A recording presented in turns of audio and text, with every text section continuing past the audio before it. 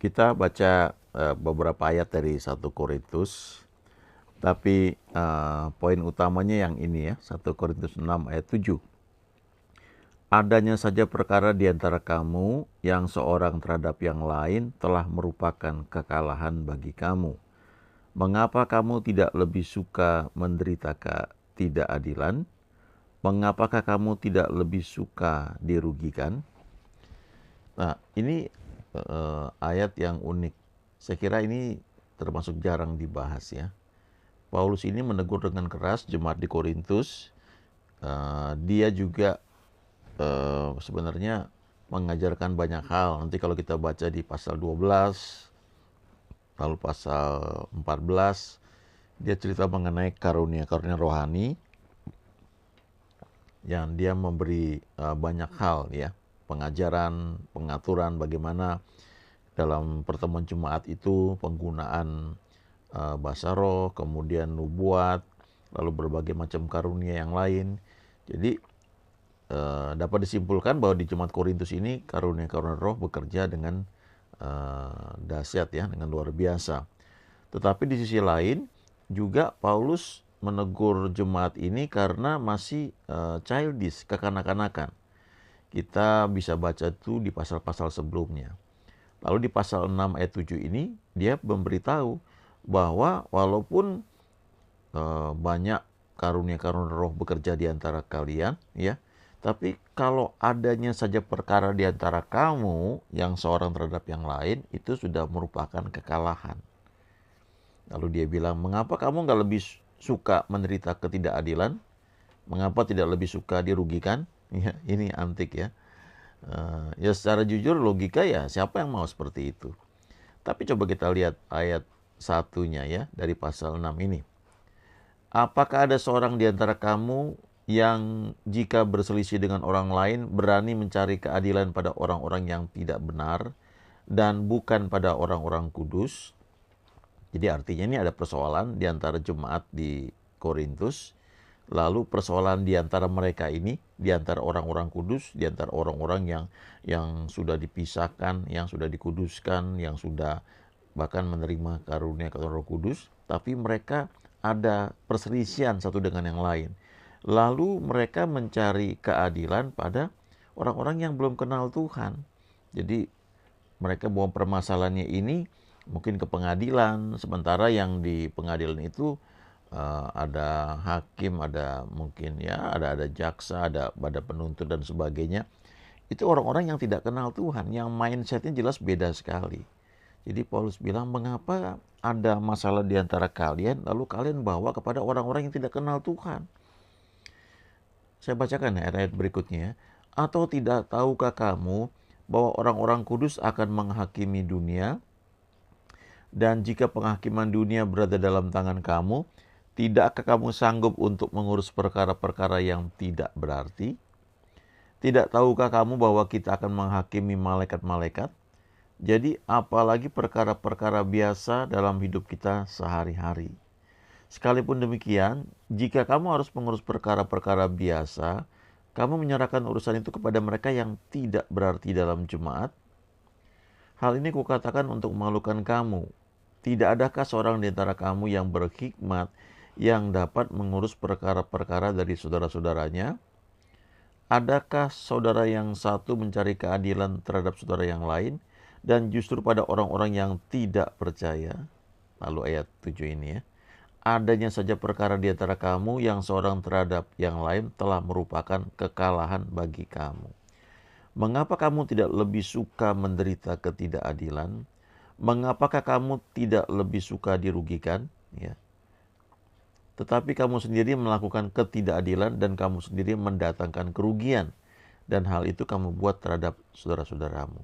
Jadi ini rupanya terjadi di jemaat di Korintus ya. Ya ini sebenarnya ya terjadi juga di banyak tempat ya di pelayanan. Kadang-kadang walaupun kelihatannya kita mungkin berhikmat ya, kelihatannya pelayanan itu maju, kelihatannya karunia-karunia bekerja ya seperti di Korintus ini, tetapi kemudian terjadi mungkin gesek-gesekan antara satu dengan yang lain.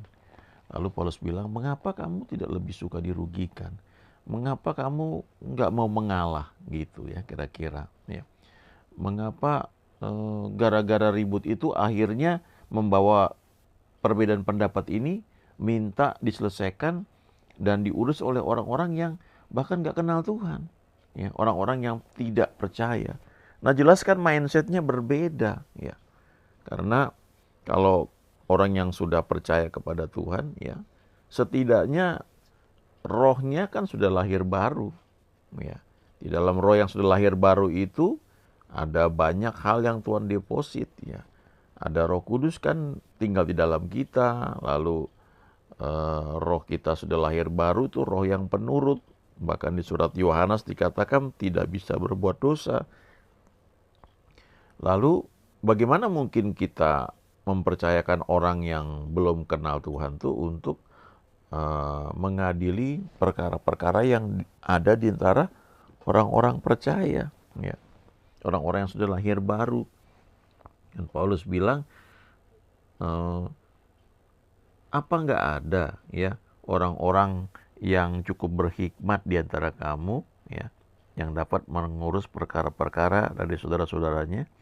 Ya, jadi kalau ada masalah, coba diselesaikan internal, ya, nggak perlu sampai keluar, ya, kira-kira seperti itu. Dalam faktanya ini sebenarnya banyak terjadi ya di mana-mana, dan kadang-kadang ya seringkali itu juga menyangkut untung rugi, ya, menyangkut materi.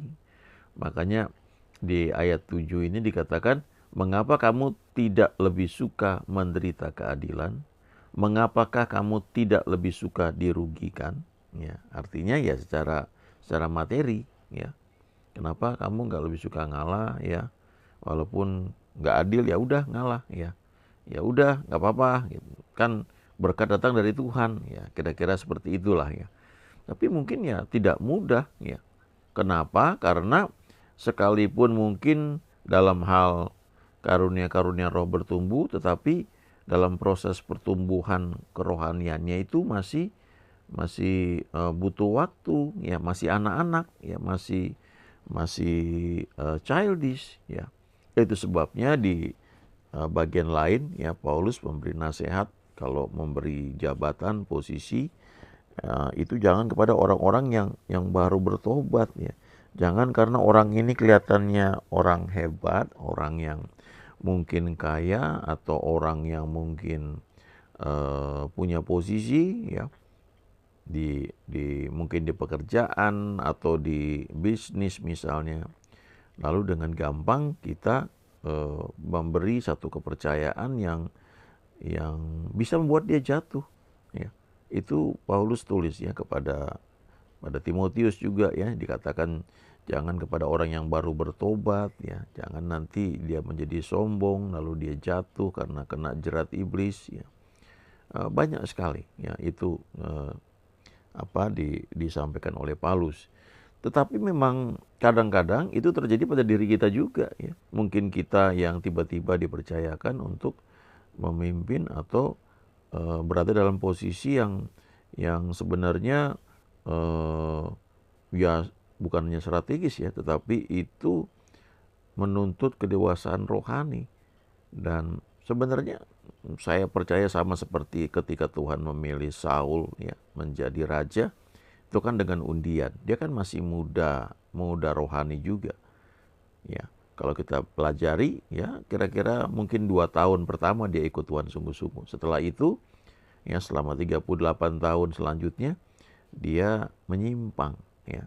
Dia akhirnya malah takut kehilangan posisi raja tersebut, sehingga dia benci kepada Daud. Kemudian dia berusaha membunuh Daud berkali-kali. Sebenarnya waktu dia jadi raja itu ada orang yang bisa mendampingi dia, yaitu Nabi Samuel, ya, yang menegur dia, ya. Bahkan Samuel bilang, aku tetap akan berdoa bagi kalian, ya. Ya, walaupun sudah tidak menjadi hakim lagi, karena selanjutnya pemerintahan di bangsa Israel itu ditangani oleh seorang raja. Jadi sebenarnya ada kesempatan mau bertumbuh kalau mau berubah, kalau mau belajar, ya. Jadi poinnya sebenarnya itu. untuk kita ini mau belajar.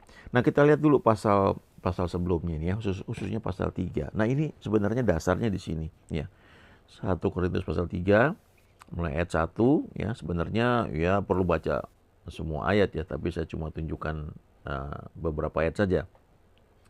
Dan aku, saudara-saudara, pada waktu itu tidak dapat berbicara dengan kamu seperti dengan manusia rohani, ya, spiritual man, tetapi hanya dengan manusia duniawi yang belum dewasa dalam Kristus. Jadi ini bicara tentang orang Kristen yang sudah lahir baru, rohnya sudah menjadi ciptaan baru, tetapi masih duniawi, cara berpikirnya itu masih seperti belum bertobat, belum lahir baru. Ya, jadi belum dewasa, ini bayi rohani. Ayat 2, susulah yang kuberikan kepadamu bukanlah makanan keras, sebab kamu belum dapat menerimanya, dan sekarang pun kamu belum dapat menerimanya. Ya, kalau kita melayani ada orang-orang yang masih jemaat baru ya, itu masih bayi rohani, kita perlu care, perhatikan karena memang ya masih muda rohani. Nah, lalu ketika mereka mulai bertumbuh, mungkin mulai terlibat pelayanan, jadi aktivis, lalu jadi diaken, bahkan mungkin bisa jadi pejabat selanjutnya. Tetapi itu mungkin barangkali dari segi pengetahuan sudah bisa bertumbuh, tapi ada sisi lain, pembentukan yang perlu dilalui. Nah, Paulus bilang di ayat 3 nih ya, karena kamu masih manusia duniawi ya, karena cara berpikir kamu itu masih menggunakan semua cara-cara berpikir orang-orang yang belum kenal Tuhan. Sebab jika di antara kamu ada iri hati dan perselisihan, bukankah hal itu menunjukkan bahwa kamu manusia duniawi dan bahwa kamu hidup secara manusiawi? Karena jika yang seorang berkata, aku dari golongan Paulus, dan yang lain berkata, aku dari golongan Apolos, bukankah hal itu menunjukkan bahwa kamu manusia duniawi yang bukan rohani? Jadi apakah Apolos, apakah Paulus, pelayan-pelayan Tuhan yang olehnya kamu menjadi percaya, masing-masing menurut jalan yang diberikan Tuhan kepadanya. Aku menanam, Apolos menyiram, tetapi Allah yang memberi pertumbuhan. Karena itu yang penting bukanlah yang menanam atau yang menyiram, melainkan Allah yang memberi pertumbuhan. Baik yang menanam maupun yang menyiram adalah sama, dan masing-masing akan menerima upahnya sesuai dengan pekerjaannya sendiri. Karena kami adalah kawan sekerja Allah, kamu adalah ladang Allah, bangunan Allah. Jadi ini bicara tentang pelayanan ya. Jadi ada yang bilang aku dari golongan Paulus, aku dari golongan Apolos ya. Ya kalau diterjemahkan zaman sekarang ya, itu bisa bicara tentang denominasi gereja atau dalam satu denominasi gereja yang sama tetapi bilang, "Oh, aku dari jemaat ini misalnya ya, jemaat A, aku dari jemaat B ya." Jadi ributnya tuh karena perbedaan organisasi atau perbedaan dari cara pandang karena merasa dari kelompok yang berbeda ya. Jadi istilahnya main geng-gengan gitu. Nah, ini menunjukkan bahwa kita masih manusia duniawi kalau itu terjadi ya. Kadang-kadang dalam satu gereja lokal yang sama itu terjadi, ada geng satu dengan geng lain, atau dalam kalangan full timer ya, di sekretariat gereja misalnya itu ada geng yang satu dengan geng lain. Nah, kalau itu terjadi, itu menunjukkan walaupun namanya kita itu full timer, kita itu masih manusia duniawi ya. Kita masih membuat blok satu dengan blok yang lain ya. Jadi menunjukkan bahwa kita masih bayi rohani. Nah, Paulus kasih tahu di sini bahwa sebenarnya Tuhan pakai semua orang termasuk berbagai gereja, berbagai hamba Tuhan sehingga kita itu ada seperti sekarang. Memang ada beberapa orang, sebagian orang yang dari sejak lahir baru itu dilayani oleh satu gereja ya atau satu hamba Tuhan sampai dia menjadi dewasa dan akhirnya memang terbentuk di situ ya. Ya nggak salah, malah bagus sebenarnya, tapi perlu disadari bahwa Tuhan juga pakai gereja lain ya. Tuhan juga pakai hamba Tuhan lain. Nggak ada yang sempurna. Makanya Paulus bilang, apakah Apolos, apakah Paulus? Ya, kami ini semua adalah pelayan-pelayan Tuhan yang olehnya kamu menjadi percaya. Masing-masing menurut jalan yang diberikan Tuhan kepadanya. Ya caranya mungkin berbeda. Ya stylenya Paulus, stylenya Apolos dalam melayani orang, dalam membimbing itu berbeda. Ya. Paulus bilang aku mungkin menanam, Apolos menyiram, tetapi yang memberi pertumbuhannya itu Tuhan. Jadi masalahnya bukan yang penting yang menanam atau yang menyiram, tetapi Tuhanlah fokusnya. Karena Dia yang memberi pertumbuhan. Lalu kita masing-masing nanti akan ada upahnya. Nah, kita nggak perlu ribut, nggak perlu bersaing yang satu dengan yang lain. Ya, ya kita perlu mengerjakan apa yang memang Tuhan percayakan kepada kita masing-masing. Ya, malah kita perlu belajar untuk mendukung saudara kita yang lain yang barangkali dalam beberapa hal itu bisa aja beda cara pandangnya. Tapi selama mereka itu mengenal Yesus, meninggikan nama Yesus, kan itu menjadi fondasinya. Ya. Dan itu fokus kita sebenarnya dalam pelayanan. Membawa orang mengenal Tuhan Yesus, tentunya itu pekerjaan Roh Kudus ya. Kita mengizinkan diri kita dipakai oleh Tuhan untuk hal tersebut. Lalu membawa orang juga semakin bertumbuh. Ya. Mengizinkan Roh Kudus pakai kita untuk mengajar orang, membimbing, mendidik ya, supaya mereka mengenal Tuhan lebih jauh lagi dan mereka bertumbuh. Ya, kerohanian mereka bertumbuh. Itu kalau di gereja ya. Nah, kalau gereja itu terdiri dari keluarga-keluarga. Jadi kalau di gereja itu kita ingin bisa bertumbuh, maka dalam hal yang lebih kecil di keluarga juga harus bisa terjadi ya. Kita justru jangan mencari satu apa ya, satu eh, penghiburan itu di luar rumah tangga kita. Harusnya nggak begitu. Jadi pusinglah sudah kita pelayanan ya supaya lebih teduh hati. Ya mungkin untuk beberapa saat karena mungkin suaminya belum bertobat, istrinya belum bertobat, ya anak orang tuanya mungkin masih belum kenal Tuhan. It's okay. Tapi janji Tuhan itu ketika kita percaya pada Tuhan Yesus maka seluruh isi rumah kita juga akan diselamatkan, disembuhkan, dipulihkan. Jadi apa yang kita dapat di pelayanan di gereja atau secara pribadi kita mesti juga praktekkan, izinkan Tuhan lakukan itu di dalam keluarga kita. Nah kembali ke ayat tadi ya, adanya saja persoalan di antara kamu itu sudah merupakan kekalahan. Jadi kalau ada persoalan di dalam keluarga itu sudah kekalahan ya, yang harus diselesaikan sebenarnya ya. Dan itu dimulai dengan cara membangun ya suasana spirit yang baik, yang kondusif di rumah ya.